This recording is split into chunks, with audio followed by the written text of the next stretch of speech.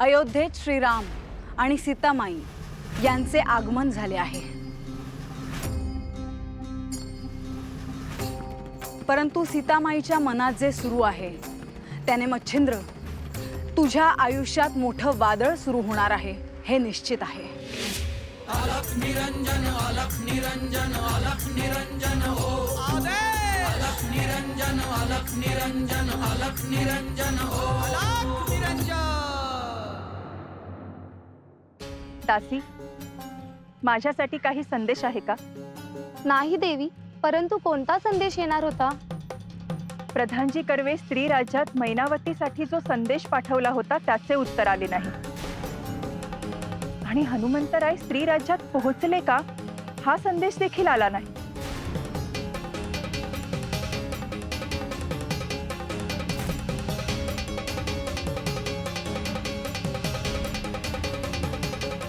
देवी, नमस्कार असावा। प्रधानजी, आपण मैनावतीसाठी जो संदेश पाठवला होता त्याबद्दल आणि हनुमंतरायांबद्दल काही कळले का? होय देवी,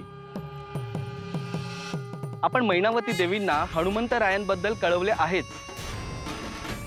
अजूनही हनुमंतराय प्रवासात असल्याचे समजले। ते आले की आपल्याला संदेश येईलच।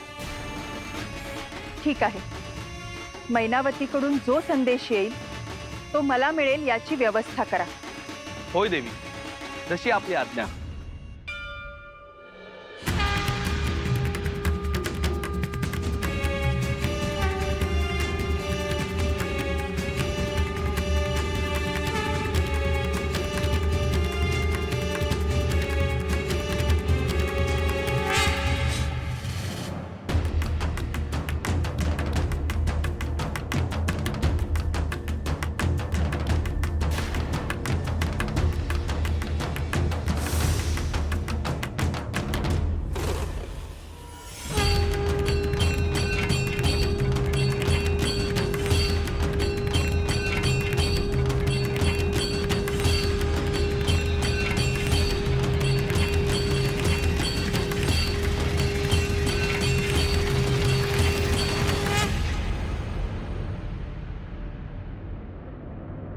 अरे मरकटा,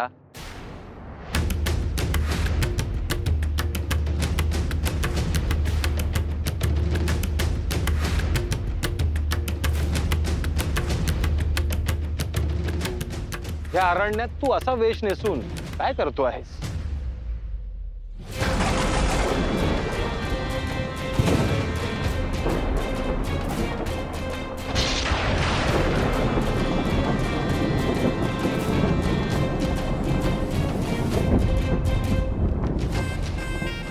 पावसाचे दिवस आहेत आणि मी निवारा शोधतो। अरे, पाऊस सुरू होण्याच्या आधी निवाऱ्याची व्यवस्था करायची असते। मी कायमस्वरूपी राहणार नाही, माझा तर प्रवास सुरू आहे। मग आता निवारा कुठे शोधणार आहेस? पुढे गेल्यावर डोंगर आहे, त्यात गुहा खोदेन म्हणतोय। तू मूढ आहेस का? गुहा खोदेपर्यंत पाऊस काळ संपेल ना। मला मूढ म्हणणारा तू रे कोण?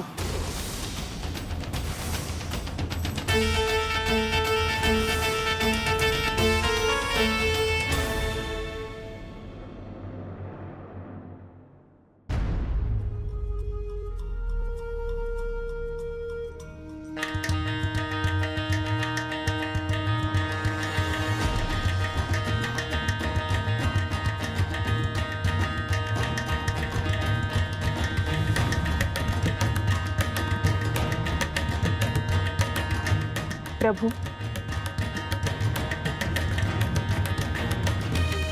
मी आपले हे रूप अनेकदा पाहिले आहे।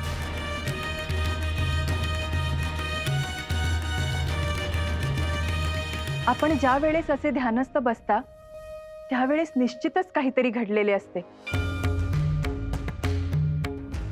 काय घडले आहे प्रभू?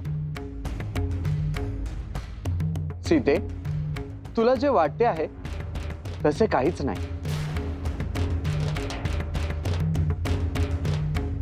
मग अयोध्येत आल्यापासून असे काही घडले आहे का? नाही, अयोध्येत काहीच घडलं नाहीये. मला तुम्ही सांगणार नाही का प्रभू? सीते, हनुमंत हा माझा परमभक्त आहे आणि आम्ही एकमेकांशी इतके जोडलेले आहोत की त्याच्यावर येणारे संकट हे मला आधीच कळते. आताच हनुमंताची गाठ श्री मच्छिंद्रनाथांची पडली आहे आणि हनुमंत त्यांना ओळखू शकला नाहीये.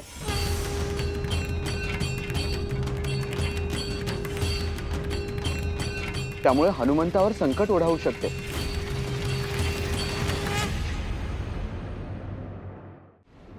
अरे मी कोण आहे हे मी तुला सांगेनच, परंतु तुझ्या या मूढपणाचे तू करशील काय? तू स्वतःला मोठा ज्ञानी समजतोस ना, मग आधी तुझी ओळख सांग.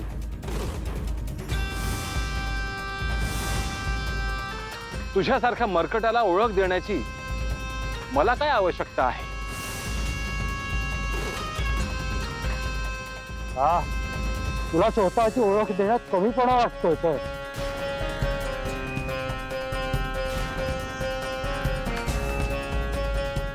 निश्चितच नाही.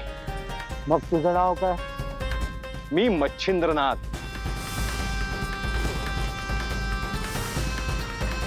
तू कोण आहेस? जो नाथ पंथ श्री दत्तात्रय आणि श्री महादेव यांच्या विचारातून तयार झाला त्या नाथ पंथातील मी पहिला नाथ. कोणता पंथ? नाथ पंथ? अरे तुझ्यासारख्या मरकटाला ह्या पंथाचा हेतू आणि कार्य कसे समजेल? का नाही? तुझ्या गुरूंनी तुला तुझ्या पंथाबद्दल काहीच सांगितलं नाही. मरकटा, तू माझ्या गुरूंचा आणि पंथाचा अपमान करतो आहेस. अरे तू स्वतःला मोठा ज्ञानी समजतोस तर तू कुठून आला ते तरी सांग.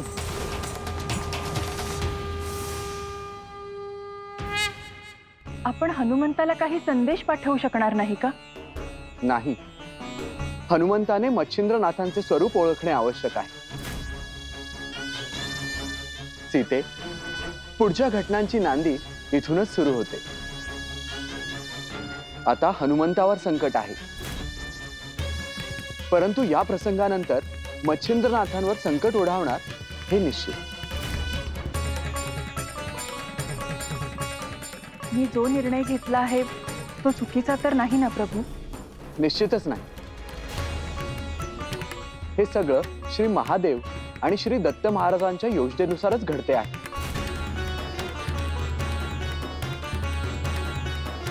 मग मच्छिंद्रनाथांवर येणाऱ्या संकटाचा सामना ते कसे करतील प्रभू? सीते, मच्छिंद्रनाथ हे सर्व सिद्धींनी आणि शक्तींनी युक्त असे आहेत. आजवरच्या त्यांच्या यात्रेत त्यांनी सप्तशृंगी, वेताळ, वीरभद्र असे सगळ्यांना त्यांनी प्रसन्न करून अनुकूल करून घेतले आहे. हाच तो क्षण आहे ज्यावेळी हनुमंताला मच्छिंद्रनाथांच्या सर्व शक्तींविषयी कल्पना येईल.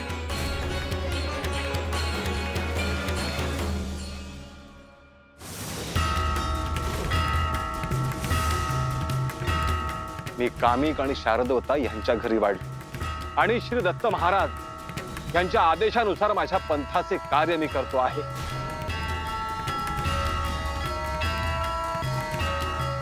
तू हा असा साधू वैराग्यासारखा वेश धारण केलाय, यातून तुला काय सिद्ध करायचं आहे?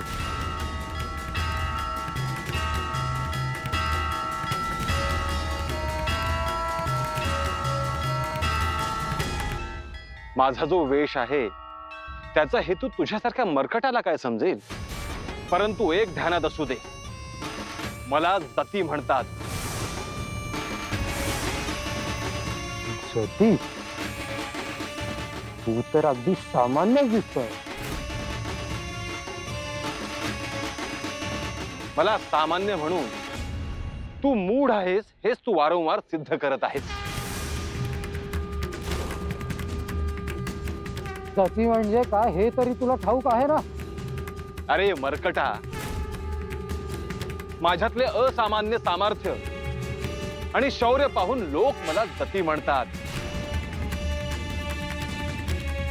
लोक म्हणतात आणि तू लोकांच्या बोलण्यावर विश्वास ठेवलास म्हणजे तू निश्चितच मूढमती आहेस.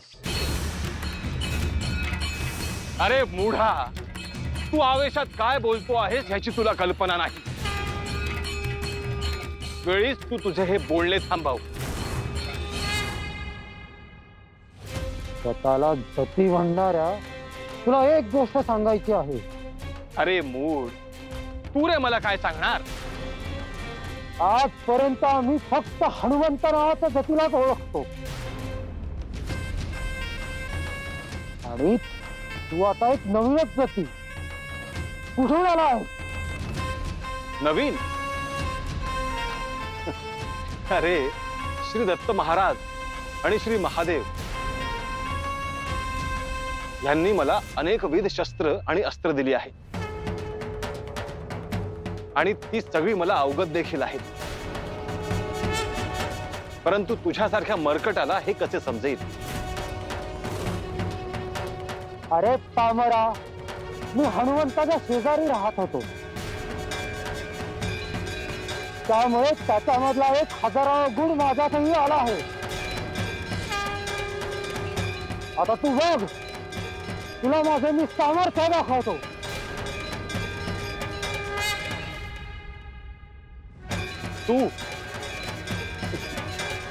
तू मला तुझे सामर्थ्य दाखवणार? तू माझ्या मनात तुझ्याविषयी भय निर्माण करतो आहेस. परंतु एक ध्यानात असू दे, तुझी ही मूर्खपणाची बडबड थांबव, नाहीतर तुझं काही खरं नाही. अरे केवळ बडबड कामाची नाही, तर तुला स्वतःला सिद्ध करून दाखवावे लागेल. त्यामुळे तू आता तयार राहा. तुला स्वतःचे सामर्थ्य दाखवण्याची इतकी हौसच आहे तर आता तुला देखील कळेल. महत्वाची गोष्ट म्हणजे तू जर स्वतःला सिद्ध करण्यास कमी पडलास तर तुला जती हे नाव सोडून द्यावे लागेल.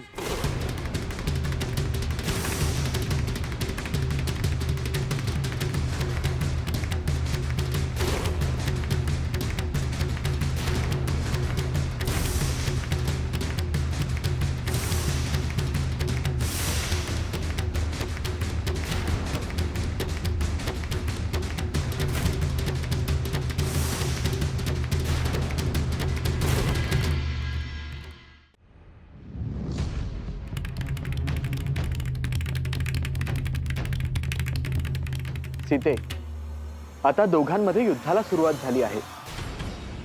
प्रभू, मला असे वाटते आपण हनुमंताला सहाय्य करायला हवे. नाही सीते, हनुमंताला त्याच्यातल्या शक्तींवर पूर्ण विश्वास आहे आणि मी त्याच्या पाठीशी आहे हे त्याला चांगलेच ठाऊक आहे. या युद्धात मी त्याचे सहाय्य करू शकणार नाही, पण त्याला काही हानी पोचणार नाही हे मी निश्चित करू शकतो.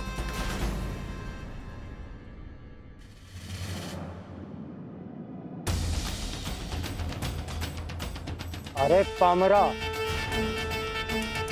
तू माझ्याशी जी उद्धटासारखी बडबड करतो आहेस त्याचे परिणाम भोगण्यासाठी आता तयार राहा. अरे मरकटा, तुझ्या ह्या बोलण्याला मी घाबरणार नाही.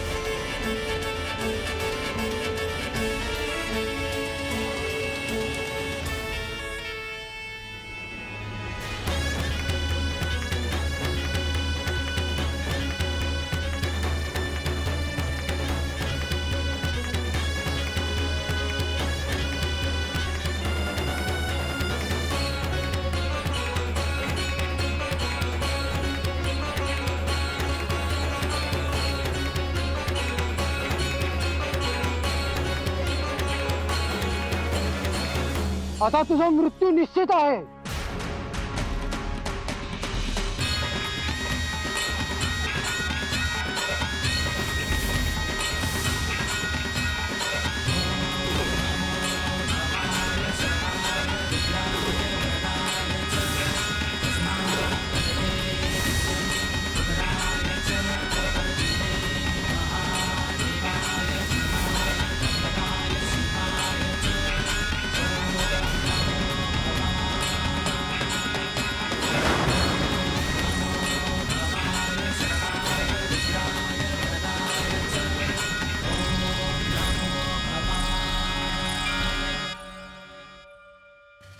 प्रभू, आपली आणि श्री महादेवांची ही कोणती लीला आहे?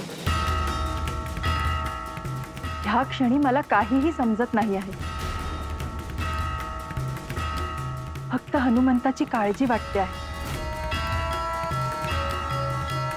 तुझी काळजी मला समजते आहे,